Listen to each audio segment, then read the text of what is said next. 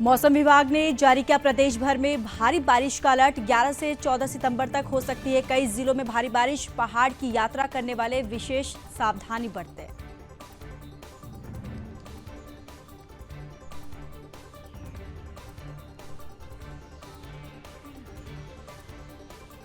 माहौल बिगाड़ने वाले उपद्रवियों और घुसपैठियों पर धामी सरकार हुई सख्त एक्शन लेने के दिए निर्देश। कैबिनेट मंत्री का विपक्ष पर हमला। विपक्ष पीड़ितों के साथ ना होकर कर रही है राजनीति।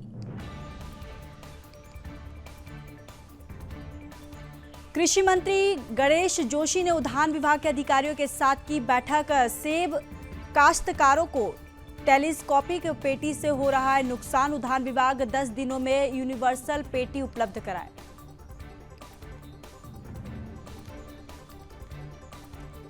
हरिद्वार में शोभा यात्रा में शामिल हुए हरिद्वार सांसद त्रिवेंद्र सिंह रावत। राहुल गांधी के अमेरिका दौरे पर बोले, देश के खिलाफ बाहर जाकर कुछ भी कहने पर ना घर का सम्मान और ना ही देश का सम्मान।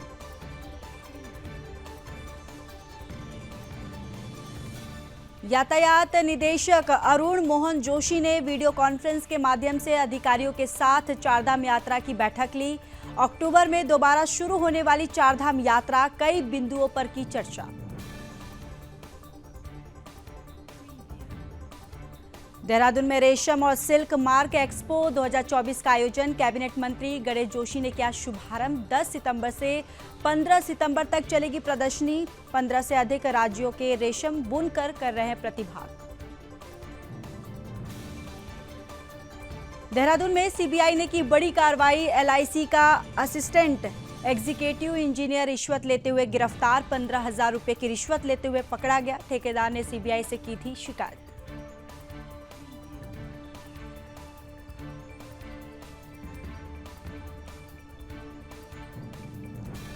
बागेश्वर के लीती गांव में 3 सालों के बाद सातू आठू मेले के रूप में मां भगवती का पूजन किया गया। देव डंगरियों का हुआ भव्य स्वागत। ब्रह्म कमल से की देव प्रस्तुति।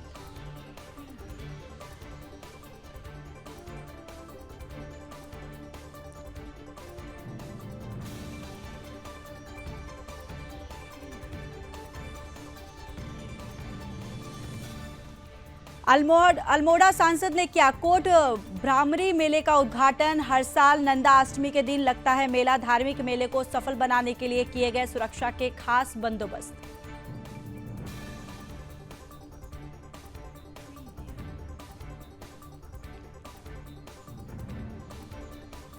विजिलेंस टीम ने 2 जेई को किया ट्रैप। परवेज आलम और आदित्य नौटियाल ने बिजली कनेक्शन के नाम पर उपभोक्ता से 15,000 रुपए लिए। हरबटपुर बिजली घर का मामला।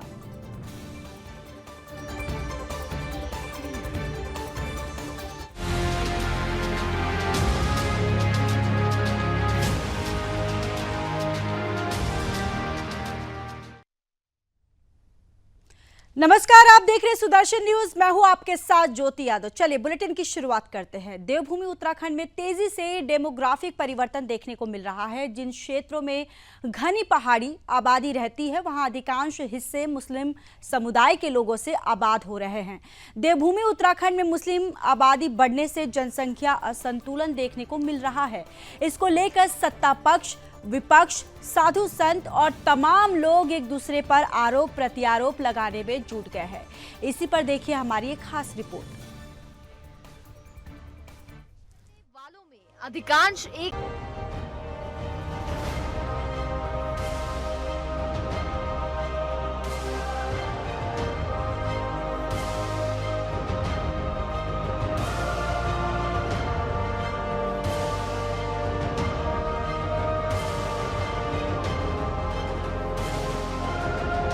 देवभूमि उत्तराखंड की शांत वादियां अब तेजी के साथ अपराधियों की शरण स्थली बनती जा रही है।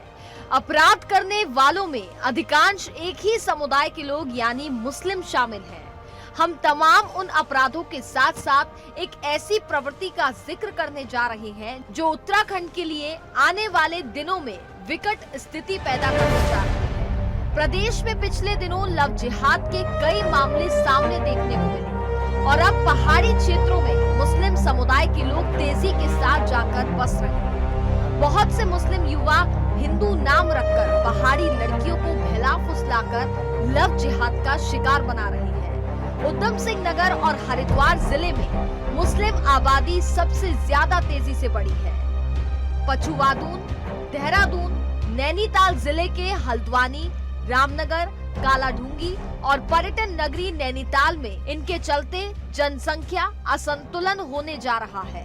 हल्द्वानी की रेलवे की जमीन को लेकर सुप्रीम कोर्ट तक पहुंचा ये मामला इसी का उदाहरण है। इसके अलावा रुद्रपुर में मौलाना का बच्चों के साथ रेप की घटनाओं को अंजाम देना और भी ऐसे कई अपराध हैं जो समाज को चिंता में डालने वाली बात है। मदरसा बोर्ड के अध्यक्ष मुफ्ती शमून कासमी इसे मुस्लिम समुदाय की और शिक्षा मानते हैं। उन्होंने ये माना कि देवभूमि उत्तराखंड की अपनी संस्कृति और पहचान के लिए सभी समुदायों को भावनात्मक रूप से जुड़कर रहना होगा। तो ये बात कहना चाहता हूँ, आपने बिल्कुल सही इशारा किया कि मैंने पहले ये कहा कि जो समाज अशिक्षित होगा उसे कोई भी बहका सकता है। मुसलमानों के साथ विडंबना ये रही है कि आज 2014 से जब से प्रधानमंत्री श्री नरेंद्र मोदी जी आए हैं, उन्होंने बगैर भेदभाव के तमाम स्कीमों को लागू किया है। सबका साथ, सबका विकास, सबका विश्वास, सबके प्रयास को शामिल किया है। हमारी देवभूमि उत्तराखंड की सरकार बगैर भेदभाव के, हमारे माननीय मुख्यमंत्री श्री पुष्कर सिंह धामी जी, वो उन सारी चीज़ों को नियमित तौर से आगे बढ़ा रहे हैं और हर वर्ग का विकास कर रहे हैं। प्रदेश के पिथौरागढ़, चंपावत, पौड़ी जिलों में मुस्लिम आबादी की संख्या बढ़ी है। प्रदेश में जनसंख्या असंतुलन एक बड़ा मुद्दा बना है।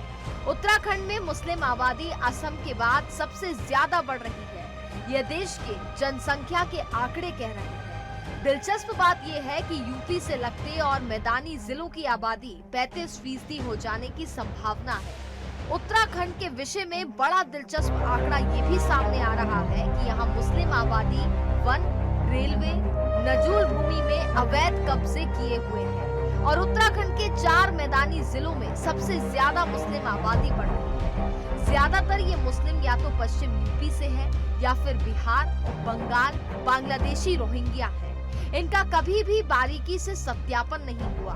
देहरादून में हिमाचल और यूपी से लगे बॉर्डर एरिया में सबसे ज्यादा तेजी से मुस्लिम आबादी बढ़ी है। यहाँ सेलाकुई औद्योगिक क्षेत्र में काम करने बाहरी प्रदेशों से बड़ी संख्या में मुस्लिम आए हैं। राष्ट्रीय पार्टियां, बीजेपी और कांग्रेस के प्रदेश अध्यक्ष अपने अपने स्तर से दावे कर रहे हैं।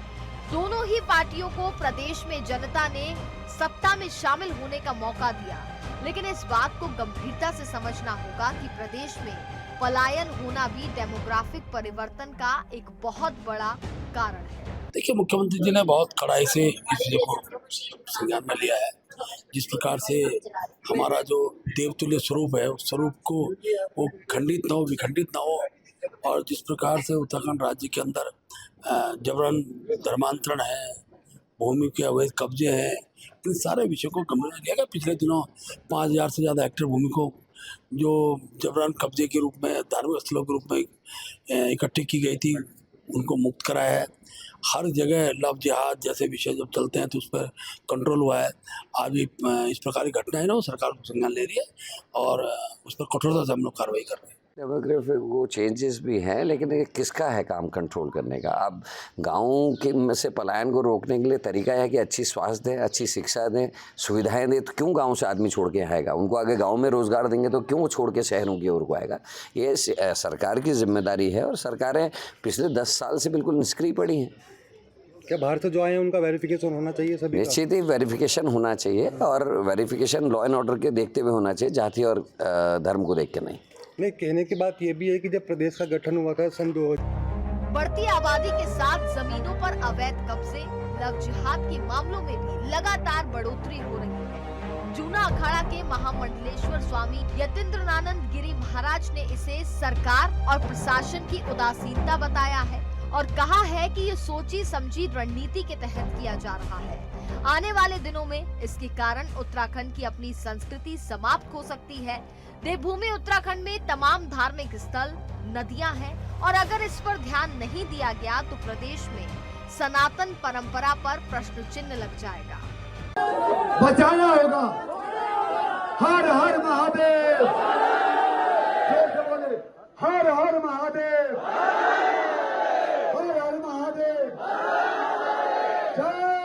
बद्र विशाल, जय बद्र विशाल, जय बद्र विशाल, जय श्री राम, जय श्री राम, जय नंदनगर के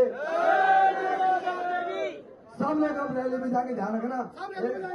भाई देखो एक बुढ़िया, अरे बुढ़िया जो उत्तराखंड के मुख्यमंत्री पुष्कर सिंह धामी ने एक बार फिर प्रदेश में माहौल बिगाड़ने वालों के खिलाफ सख्त एक्शन लेने की बात कही है। उन्होंने कहा कि देवभूमि उत्तराखंड की शांत वादियां हमेशा सकारात्मक संदेश देती है, लेकिन कुछ लोग यहाँ लव जिहाद, लैंड जिहाद जैसे कार्यों में लिप्त हैं और वो माहौल बिगाड़ना चाहते हैं। मुख्यमंत्री धामी ने ऐसे लोगों के खिलाफ सख्त एक्शन लेने के निर्देश दिए हैं। देखिए, उत्तराखंड बहुत शांतिपूर्ण तरीके से चलने वाला राज्य है। सभी एक दूसरे के साथ बहुत भाईचारे के साथ रहते हैं और कोई भी अगर कानून को तोड़ेगा तो कानून उसके साथ सख्ती से काम करेगा। हाँ, लेकिन ये जरूर है कि कुछ लोग लव जिहाद और लैंड जिहाद को अपना एक सुनियोजित एम मानकर जो काम कर रहे हैं, उनको उनके लिए निश्चित रूप से उनको समझ लेना चाहिए कि किसी भी कीमत पर हम यहाँ की अपनी बहन बेटियों को कहीं पर भी जो है ऐसा नहीं होने देंगे, उनके साथ धोखा नहीं होने देंगे और कोई भी करेगा तो कानूनी प्रक्रिया के तहत उस पर कठोर कार्रवाई होगी। वहीं वक्फ बोर्ड की चेयरमैन शादाब शम्स ने ऐसे अपराधों में संलिप्त मुस्लिम समुदाय के लोगों को चेतावनी भी दी, इससे सजग रहने के लिए आह्वान भी किया। उनका कहना है कि जो लोग पहाड़ की संस्कृति, पहाड़ की परंपरा और पहाड़ के लोगों की भावनाओं की कद्र करते हैं, वे यहाँ भावनात्मक रूप से जुड़े हैं, लेकिन जो लोग यहाँ के भावनाओं के विपरीत हैं, वे लव जिहाद और अन्य आपराधिक घटनाओं को अंजाम देते रहेंगे। ऐसे लोगों की पहचान जरूरी है। निंदनीय घटना, किसी कीमत पर भी देवभूमि उत्तराखंड में इस तरह की घटनाओं के लिए कोई स्थान नहीं है। मैं लगातार इस बात को कहता हूं कि देवभूमि उत्तराखंड एक अलग प्रदेश है, ये एक वैचारिक प्रदेश है। यहाँ किसी कीमत पर भी वो लोग, जो बाहरी लोग यहाँ आते हैं, वो लोग यहाँ के कल्चर को समझे बगैर यहाँ जब आ जाते हैं तो वो नहीं समझ पाते। मेरे यहाँ पहाड़ में तो अगर बेटी कोई एक गांव की है तो वहाँ के सारे लोगों को उसके बच्चे मामा बोलते हैं कि भाई गांव की बेटी है, वो हमारी बेटी है, वो गांव की बेटी है। लेकिन ये बाहरी व्यक्ति अगर कोई आता है तो वो इस बात को समझता नहीं है, वो बेटी को बेटी नहीं समझ रहा है, उसके लिए तो वो लड़की है, उसकी सोच अलग सोच है। जो यहाँ पैदा नहीं हुआ, जो उत्तराखंड है उसके जिंदगी को जिसने जिया नहीं, जो वहाँ के कल्चर को आत्मसात नहीं कर पाया, उस व्यक्ति का यहाँ पे रहना और यहाँ की आबो हवा को खराब करना, मुझे नहीं लगता कि ऐसे लोगों के बारे में कोई बहुत ज्यादा टीका टिप्पणी करने की आवश्यकता है। हमें अपनों को और परायों को छांटने की जरूरत है। देवभूमि उत्तराखंड में डेमोग्राफिक परिवर्तन को लेकर सरकार अपने चिंतन और मंथन में जुटी हुई है। डेमोग्राफिक परिवर्तन की वजह से प्रदेश के कई क्षेत्रों में कानून व्यवस्था पर भी लगातार सवाल खड़े हो रहे हैं। हाल ही में नंदप्रयाग से लव जिहाद के मामला सामने आने के बाद आक्रोशित जनता ने जिहादी और रोहिंग्या मुसलमानों के खिलाफ विशेष मुहिम छेड़ी है। आपको बता दें, नंदप्रयाग से मुसलमानों को खदेड़ने के बाद अब रुद्रप्रयाग की जनता ने भी रोहिंग्या मुसलमानों को, गैर हिंदुओं को और ठेली फेरी वालों के प्रवेश पर अपने क्षेत्र में वर्जित लगाया है। साथ ही अपने अपने क्षेत्रों में कई जगहों पर बोर्ड लगाए गए हैं जिसमें साफ चेतावनी लिखी है कि गैर हिंदुओं का, रोहिंग्या मुसलमानों का इस क्षेत्र में प्रवेश वर्जित है। अगर कोई भी पाया जाता है तो उस पर 5,000 रुपये का जुर्माना और कानूनी प्रावधान की चेतावनी भी सभी को दी गई है। अब देखना होगा कि सरकार कब और क्या फैसला जनसंख्या परिवर्तन को लेकर लेती है, ताकि उत्तराखंड में कानून व्यवस्था जो है वो शांत बनी रहे। देहरादून से मैं कृष्णा कुमार, सुदर्शन न्यूज के लिए।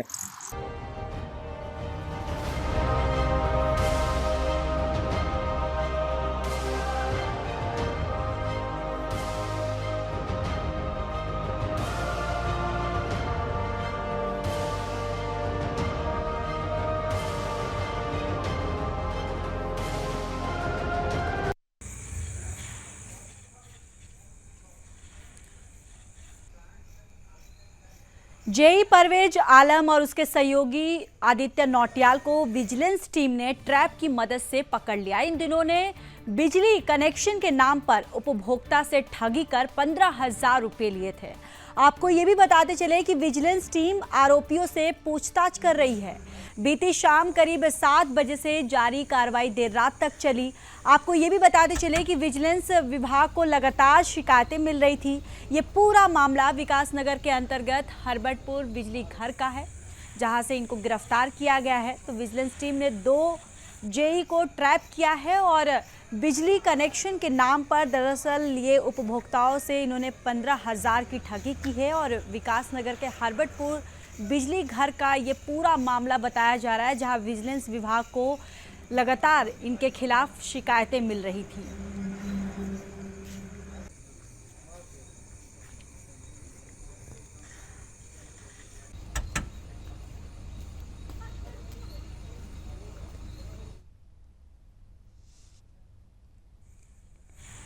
प्रदेश के कृषि और कृषक कल्याण मंत्री गणेश जोशी ने सेब काश्तकारों को टेलीस्कोपिक पेटी उपलब्ध कराने से होने वाले नुकसान का संज्ञान लेते हुए उद्यान विभाग के अधिकारियों की बैठक ली।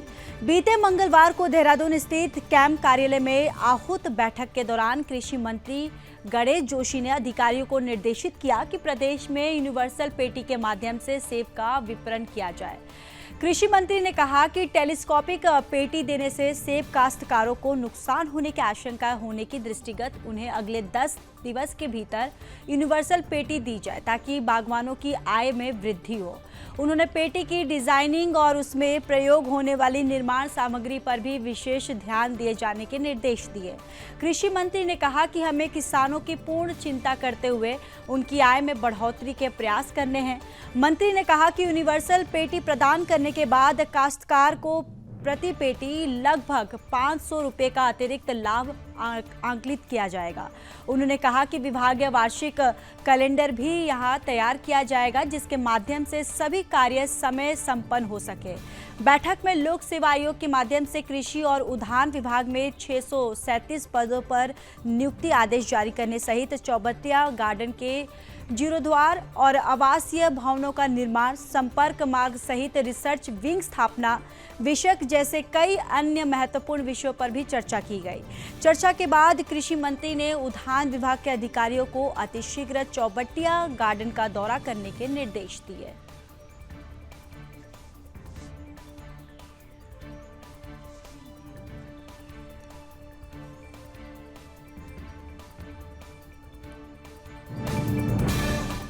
अल्मोड़ा से सांसद अजय टम्टा ने कत्यूर घाटी के ग्रामीणों की कुल देवी कोट भ्रामरी मंदिर में स्थानीय मेले का उद्घाटन किया। कत्यूर घाटी में हर साल नंदा अष्टमी के दिन कोट भ्रामरी के मंदिर में भव्य रात दिन के स्थानीय मेले का आयोजन किया जाता है। आपको ये भी बताते चले कि धार्मिक आस्था के रूप में विख्यात कोट भ्रामरी मंदिर के आयोजन में गढ़वाल और कुमाऊं के लोग सामूहिक रूप से मेले में प्रतिभाग करते हैं। कोट प्रभारी मंदिर में सप्तमी के दिन जगराता किया जाता है। जगराता में देवता अवतरण का कार्यक्रम किया जाता है। देवता अवतरण को देखने के लिए बड़ी संख्या में ग्रामीण कोट भ्रामरी मंदिर में पहुंचते हैं। प्रशासनिक तौर पर धार्मिक मेले को सफल बनाने के लिए आवश्यक बंदोबस्त भी किया गया है। पहाड़ में हो रहे धार्मिक आयोजनों में जनता बड़ी संख्या में इकट्ठा होती है। जनता को अपने बस करने के लिए नेताओं की राजनीति लगातार गतिमान है।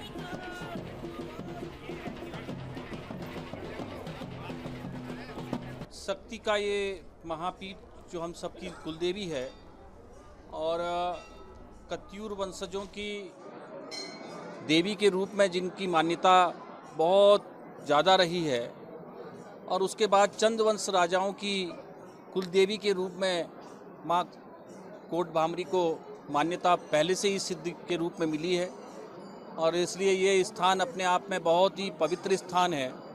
ये पूरे बागेश्वर, अल्मोड़ा, गेवाड़, उधर ग्वालदम, ये सारे कुमाऊं और गढ़वाल का ये जो केंद्र है, इस केंद्र के स्थान में मां का स्थापना है और इस स्थापना के आज के शुभारंभ के शुभ अवसर पर हजारों सालों से जिनका आशीर्वाद हम सबके परिवारों में रहा है, मां हमेशा हम सबकी रक्षा करती है। कि हमारी कुलदेवी, पूरे कत्यूर घाटी की कुलदेवी मां कोट भ्रामरी का, मां नंदा का ये मेला कल हमारे षष्ठी के दिन से प्रारंभ हुआ और आज इसका विधिवत रूप से हमारे यहाँ के लोकप्रिय सांसद और भारत सरकार में मंत्री आदरणीय अजय टम्टा जी ने इसका विधिवत रूप से शुभारंभ इस मेले का करा और ये मेला हमारा बहुत बरसों से ये मेला रहा है। जहाँ इस मेले का धार्मिक स्वरूप है, वहीं कुमाऊं गढ़वाल की एक मेल मिलाप का भी ये मेला रहा है।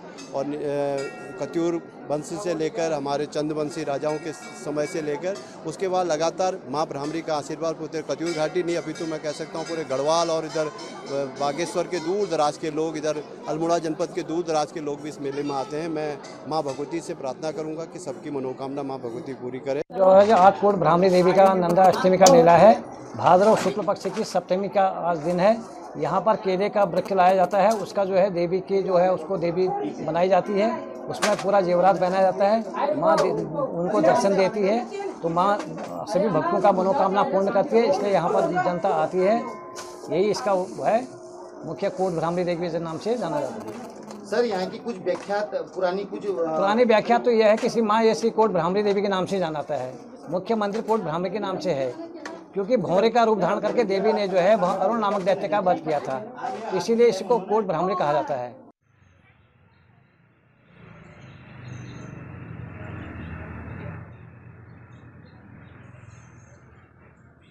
नई टिहरी जनपद में लगातार बढ़ रही दुर्घटनाओं को रोकने के लिए जिलाधिकारी मयूर दीक्षित की अध्यक्षता में जिला सभागार में बैठक हुई। इस बैठक में लोक निर्माण विभाग, PMGSY, परिवहन विभाग सहित कई विभागों के आला अधिकारी शामिल हुए।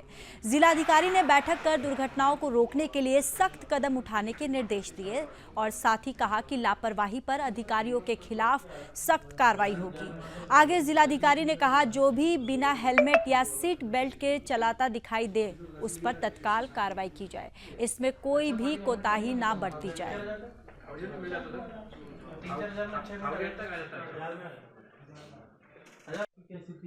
जो 9 पहाड़ी जनपद है उनमें सबसे ज़्यादा जो नेशनल हाईवे इसका जो स्ट्रेच है वो टिहरी गढ़वाल में ही है। तो जो पहाड़ी जनपदों में एक्सीडेंट्स का जो नंबर है वो हिस्टोरिकली टिहरी में ज़्यादा रहा है, लेकिन फिर भी पिछले साल के मुकाबले एक्सीडेंट्स और तो बढ़े, लेकिन हमने जो प्रयास किए हैं उससे जो मृतकों का नंबर है उसमें एक गिरावट दर्ज की गई है। तो हमारा प्रयास ये है कि अगर एक्सीडेंट हो रहा है तो हमारा जो रिस्पांस फास्ट हो और मृतकों की संख्या में गिरावट हो, तो उसमें हम कुछ हद तक सक्सेसफुल हुए हैं। लेकिन चूंकि चारधाम रूट दोनों गंगोत्री के भी और केदारनाथ बद्रीनाथ के हमारे जनपद से जाते हैं, साथ ही काफ़ी लंबी स्टेट हाईवे भी हैं, तो उसके क्रम में सड़क सुरक्षा में क्या क्या कार्य किए जा सकते हैं इसके बारे में भी और कार्य जो प्रस्तावित किए गए उनका अनुमोदन किया गया है। और हेलमेट का प्रयोग हो, चेकिंग बढ़ाई जाए और साथ ही जो नाबालिग हैं या फिर जो जिनके पास लाइसेंस नहीं है वो भी गाड़ी का प्रयोग ना करें। नेता प्रतिपक्ष राहुल गांधी द्वारा अमेरिका दौरे के दौरान आर्थिक विषमता और बेरोजगारी जैसे मुद्दों को उठाने जाने को लेकर भारतीय जनता पार्टी राहुल गांधी पर हमलावर है। हरिद्वार की सांसद त्रिवेंद्र सिंह रावत का कहना है कि राहुल गांधी के नाना जवाहरलाल नेहरू ने कश्मीर के मुद्दे को यूएनए को सौंपा था और आज राहुल गांधी भी वही काम कर रहे हैं। देश के खिलाफ अगर कोई बात बाहर जाकर की जाती है तो ना घर का सम्मान होता है और ना ही देश का सम्मान होता है, बल्कि ये देशवासियों का अपमान है। त्रिवेंद्र सिंह रावत श्री चंद्र जयंती के अवसर पर बड़ा उदासीन अखाड़े की ओर से निकाली जा रही शोभा यात्रा में शामिल होने के लिए आए थे और इस दौरान मीडिया से बात कर रहे थे, जिसके बाद उन्होंने राहुल गांधी पर ये बयान दिया।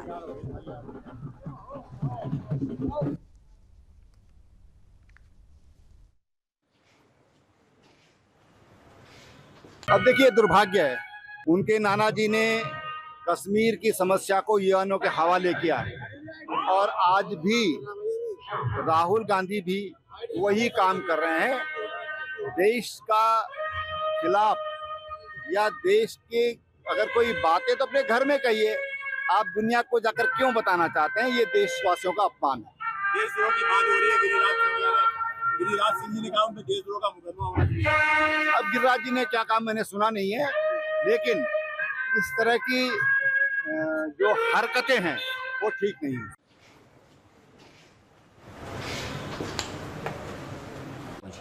आपको पता है 12 घंटे बाद नंबर। यातायात निदेशक और पुलिस महानिरीक्षक अरुण मोहन जोशी ने अक्टूबर में दोबारा शुरू होने वाली चारधाम यात्रा को लेकर वीडियो कॉन्फ्रेंस के माध्यम से अधिकारियों की बैठक ली।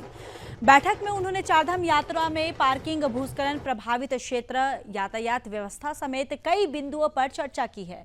इस दौरान उन्होंने कहा कि यात्रा मार्गों पर पड़ने वाले सभी व्यापार स्थलों में यात्रियों के रुकने की क्षमता का डाटा तैयार करने को कहा है। इसके साथ ही उन्होंने निर्देश दिए कि चारों धामों में दर्शन के लिए यात्री लंबी कतार में खड़े ना रहें, इसके लिए टोकन व्यवस्था पर विचार किया जाए। डिस्प्ले के माध्यम से टोकन नंबर दर्शाने की व्यवस्था की जाए। साथ ही यात्रा प्लान को आर्थिकी से कैसे जोड़ा जाए जिससे स्थानीय व्यापारियों को भी लाभ मिले, इसके लिए योजना बनाई जाए।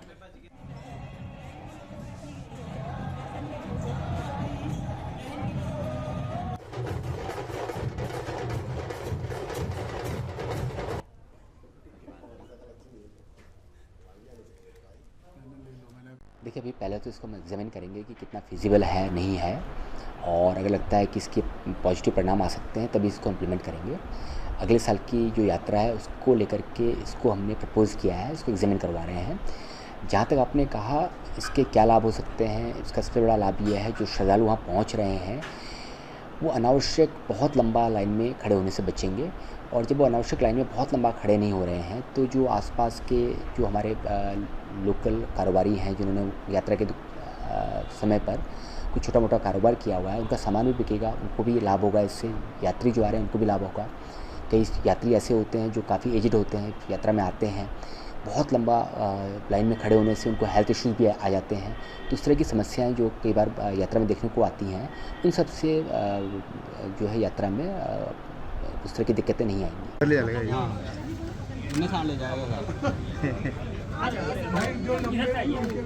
राजधानी देहरादून में सिल्क मार्क एक्सपो 2024 का आयोजन किया जा रहा है। 10 सितंबर से 15 सितंबर तक चलने वाले इस प्रदर्शनी में देश भर के 15 से अधिक राज्यों के 50 रेशम हथकरघा बुनकर भाग ले रहे हैं और केंद्रीय रेशम बोर्ड, वस्त्र मंत्रालय, भारत सरकार और उत्तराखंड रेशम विभाग, उत्तराखंड कोऑपरेटिव रेशम फेडरेशन की ओर से आयोजित इस कार्यक्रम का शुभारंभ प्रदेश के कैबिनेट मंत्री गणेश जोशी ने किया। उन्होंने बताया कि इस प्रदर्शनी का मुख्य उद्देश्य बुनकरों को एक मंच प्रदान करना। उन्होंने आगे कहा कि अब आम जनता का रुझान भी रेशम की ओर बढ़ रहा है। नमस्कार।